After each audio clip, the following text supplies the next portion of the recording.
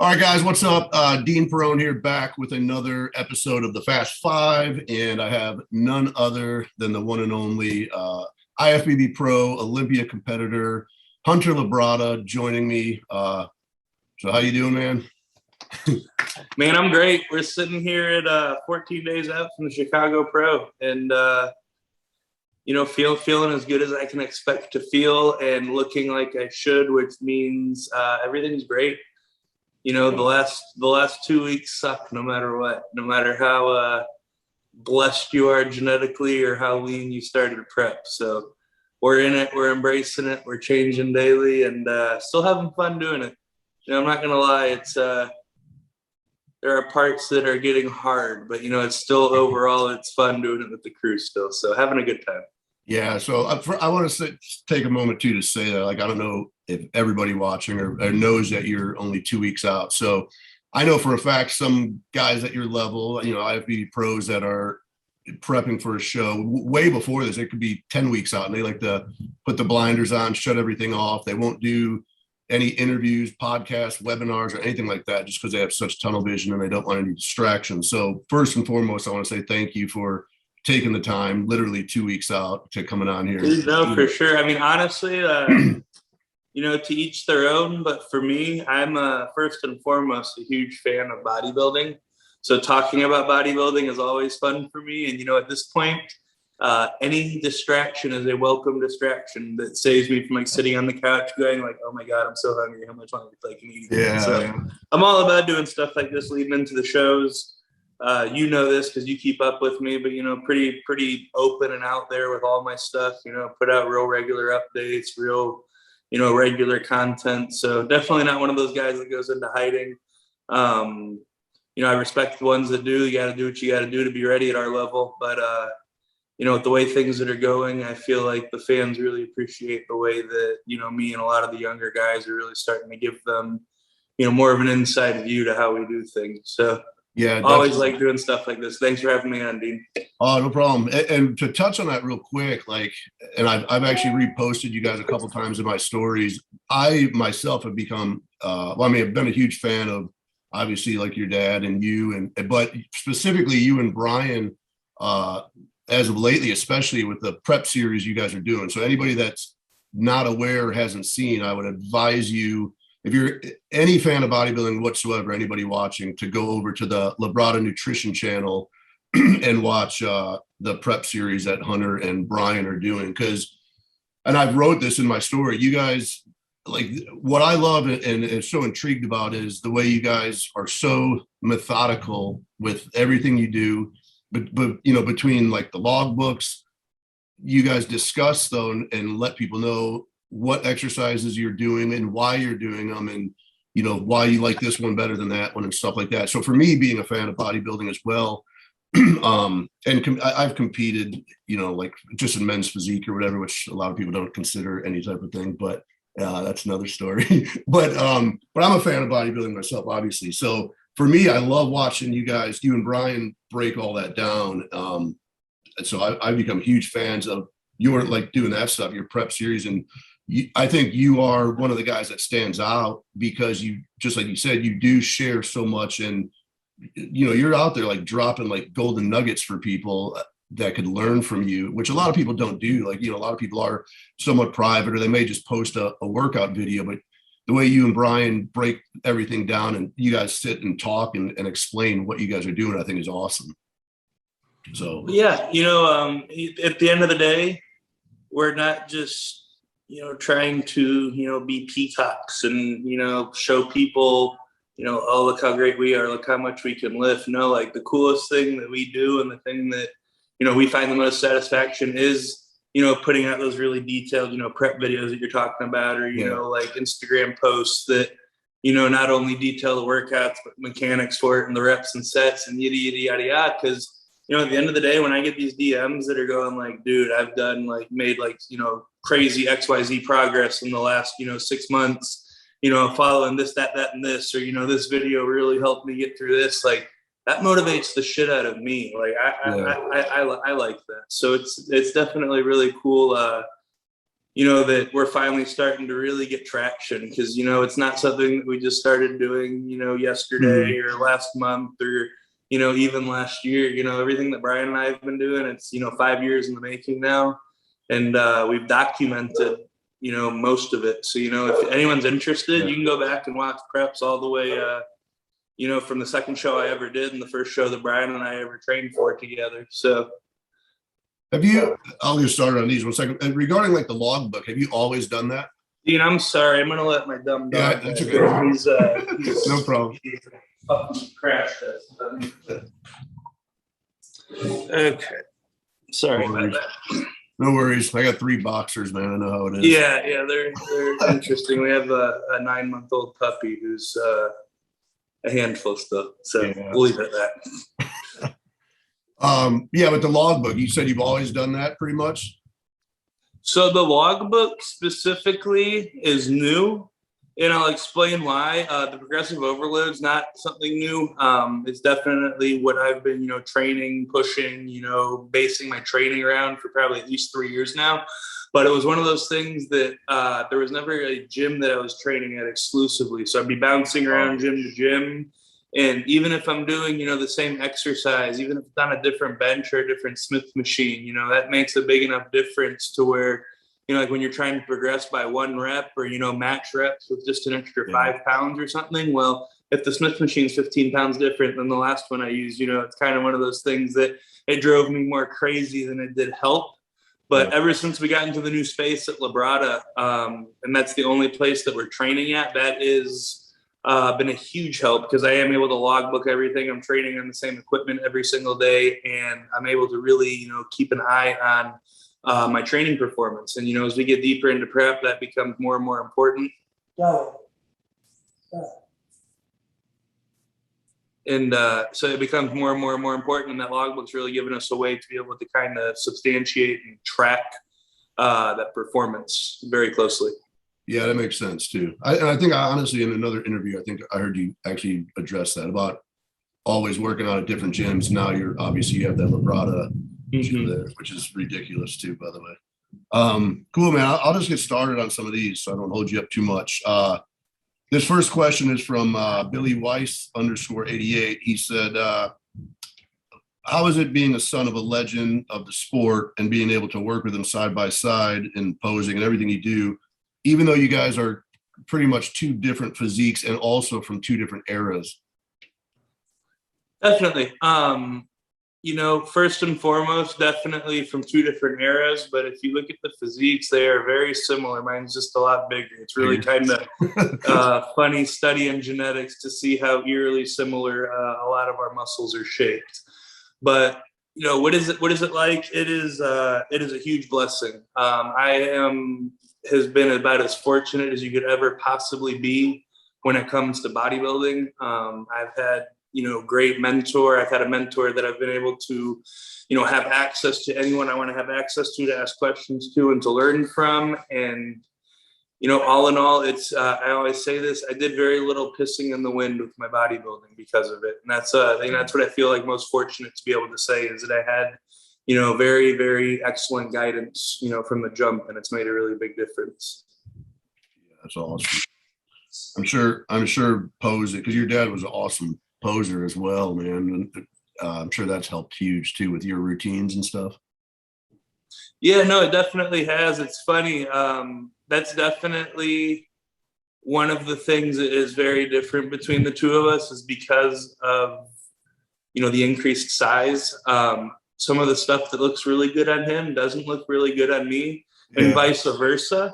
You know, some things that I pull off really well, he didn't have the size to pull off necessarily. So that's definitely different. And then, you know, I just feel like the body styles lend themselves to a different, like, I feel like his exact style isn't as flattering on me as it is on him, because it's his style, not my style. You know, I have a much more powerful looking physique, maybe not as aesthetic as his. And I kind of try to reflect that in my posing a little. I definitely try and be graceful still when I pose, but it's definitely, I want to be powerful when I pose. So that's kind of, you know, boiling it down, the differences, I guess. The weight difference is what? Like he was probably in the high or like mid 190s probably only, right? And you're like, Yeah, so the heaviest he ever competed on stage was 194 pounds. and you're usually And he would tell you his best was 187 to 189. Okay. And at the Olympia, I was 249 pounds. Okay, yeah, it's a huge difference. All right, cool. And, you know, granted, he's, you know, 5'5", 5'6", and I'm, you know, 5'9", 5'9.5", but you know, definitely more tissue. It's a different era, though. You have to have more tissue. Yeah, oh yeah, definitely. All right, cool. This is from G_Stokes. All right, cool. We are back. This is part 2 as the first part of filming got interrupted. Thanks, Florida weather. Yeah, thanks to the Florida weather, the storm knocked my power out. So we're just going to pick up where we left off yesterday. I'll start with this question because this kind of got cut off yesterday. It was, what do you like to do in your spare time besides lifting? Any hobbies or activities? Yeah, so outside of bodybuilding, I definitely would say, you know, some of the things that I enjoy doing are, you know, shooting, spending time with my daughter and friends and family. And then I really enjoy traveling and haven't gotten to do much of that, you know, lately at all, obviously. Thanks, COVID. But no, it's been cool ever since we switched the split to where we're training the same thing on the same day every week. You know, the off day, instead of floating through the weeks, of the same day every week now. So on that off day for like the last like probably 2 or 3 weeks now, you know, we've gone and, you know, rented out a range and, you know, really actually, you know, shot and trained, you know, draw, like moving and shooting, draw from holsters, you know, actual situations and stuff. So it's been a fun thing to do on the off days. And, you know, I'm always like in the back of my head thinking about bodybuilding at least. So, you know, doing that on my off day, it keeps the activity level high, which is, you know, key on prep to getting lean. So, yeah, all in all, you know, shooting and then, you know, friends and family and just traveling and, you know, cars and trucks too. But that's pretty much every red-blooded male. So, yeah.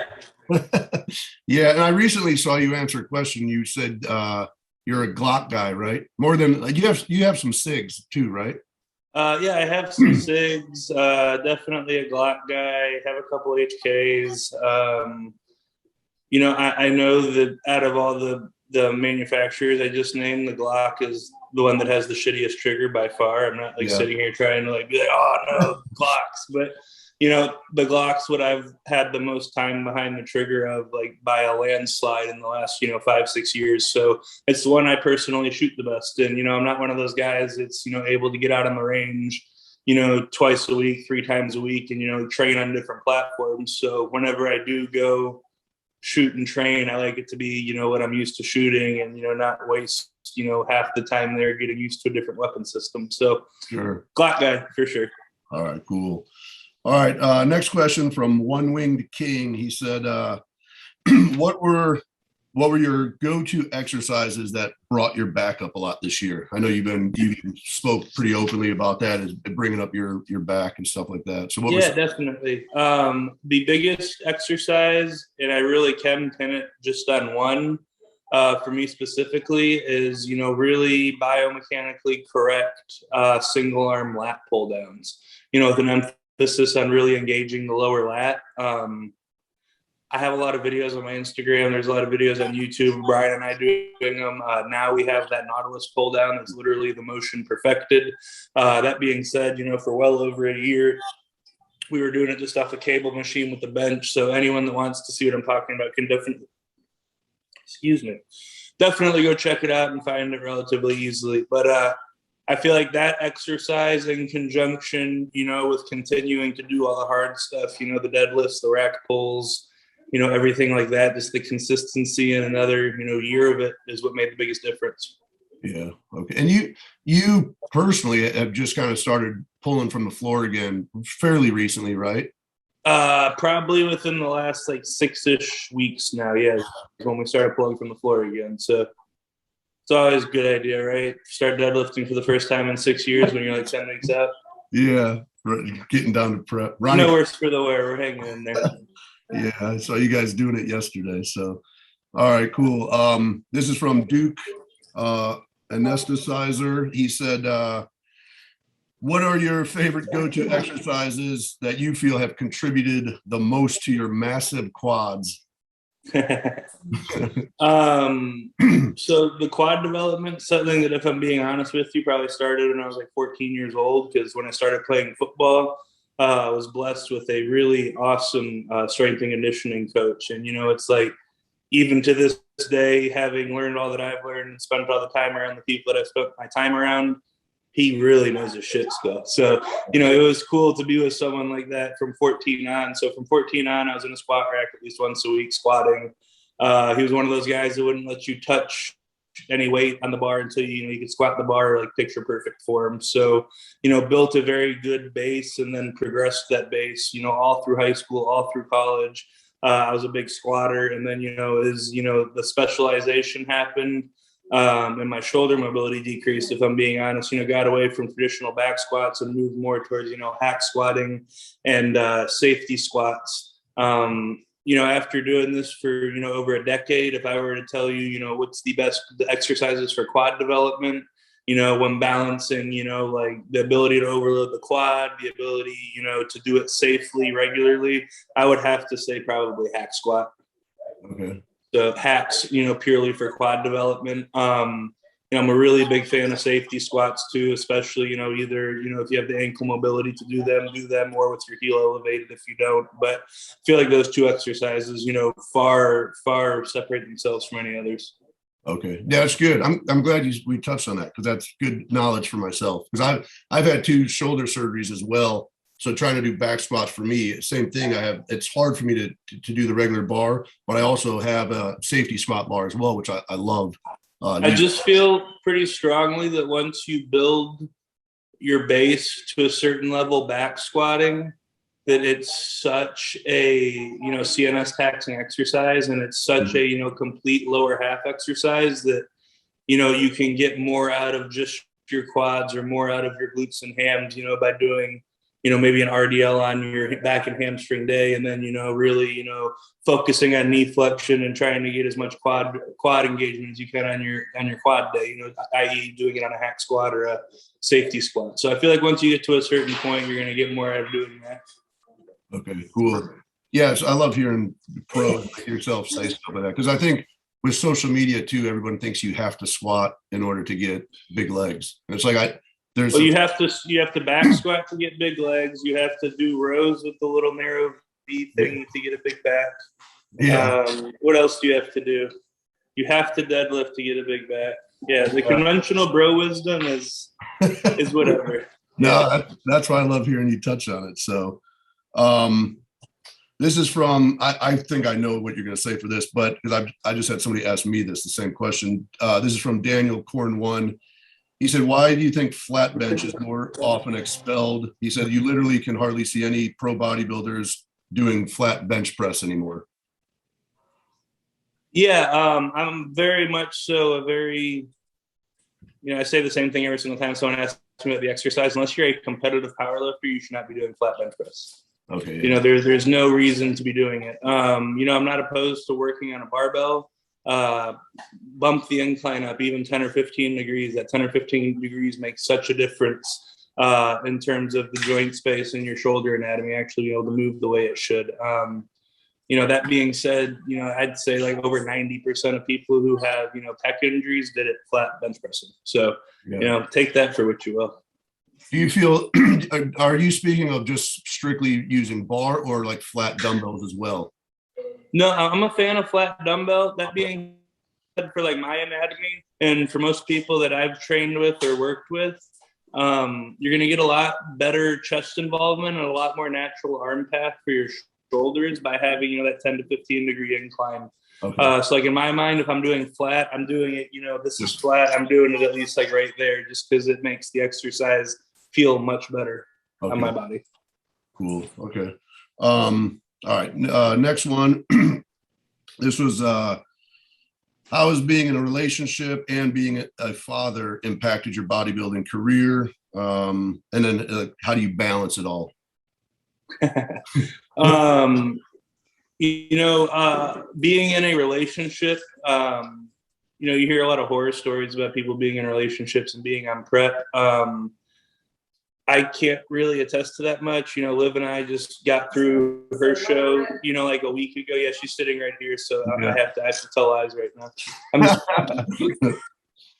I'm just kidding. No, but you know, I got asked this the other day, and it comes down to, you know, you got to recognize the fact that you need to be respectful to, you know, other people's your person's needs. You know, those needs are going to change. They're going to shift. The amount that they need from you is going to change and shift. You know, as time goes on in that prep. And so, you know, for us specifically, because we both are, you know, beyond acutely aware of, you know, generally what the other person's feeling and what they're experiencing, you know, I feel like we're able to do a really good job of, you know, respecting boundaries. And, you know, if we don't have anything nice to say, you know, just excusing ourselves and going and reading a book, or, you know, kept it really calm. Like there's not like blow ups in our house. There's not, you know, like it's not like that. So, I know a lot of people, you know, can't really keep it together on prep. And I tell people the same thing every single time: find a new sport or learn how to respect your significant other. Because, you know, unless you're making your living off of it, and that's still not an excuse to be a jackass, you do not need to be taking your frustrations from your glorified hobby on your significant other. So that's kind of where I stand on all that. And then as far as being a father, you know, the biggest thing that, you know, Brooklyn changed for me, Brooklyn's my daughter, she turns 6 in June, so she's grown up, but the biggest thing that it changed for me is it gave me a really different perspective on, you know, what's important and what matters. You know, like I found myself after she was born, and, you know, as the years have gone on, you know, like, is this important? Is this going to matter tomorrow? No. Okay. And I've gotten a lot better at doing that, because I was a little bit of a hothead when I was younger. You know, so it definitely has given me a different perspective on that. And then, you know, definitely makes you work harder, you know, knowing that, you know, your little person's always watching. You know, she loves bodybuilding. She's been pretty much every show I've ever done. She expects me to win when we go to shows. She was really confused at the Olympia when Rami won the Olympia. She was like, well, Daddy didn't win. I was like, yeah, sorry. I know it's never happened before. So it's just, it's definitely been it's motivating for sure. You know, you always want to do well by your people, but, you know, you always want to be a superhero to your kids. Yeah. You tell her not yet. You haven't won. Still time. Yeah, no, I agree. I have 4 daughters. So, oh, wow. So, yeah, I know what you mean. It's, especially as far as what's important, and not everything that you thought was important before is that important. Rearranges your priorities for sure. Yeah, definitely. So, all right. And then next one is from Brian Hemmelgarn. He said, have you always trained with the modified push-pull legs type thing you're doing now, or did you ever used to kind of do the traditional bro split workouts? I definitely trained on a traditional bro split for you know, like a good 3 to 4 years. Honestly, I think it was, you know, chest and tris, quads and calves day off, back and biceps, shoulders and triceps, and then hamstrings in a day off. So it was kind of, you know, pushish pullish still, but it was more of a bro split. Then, you know, trained on that push pull arms legs for a good 2 years, and then, you know, recently shifted over to what Brian and I are currently doing, which we've, you know, excruciatingly detailed. So if anyone wants to know, you know, the current split we're training on, you can go check out one of the most recent YouTube I'm doing on this prep series, and it'll fill you all in pretty well. Cool. And then last question, especially since Liv is there. This was all. So I remember somebody asked me on Facebook. They said, "Ask him who's a better poser, him or Liv." Who's a better poser?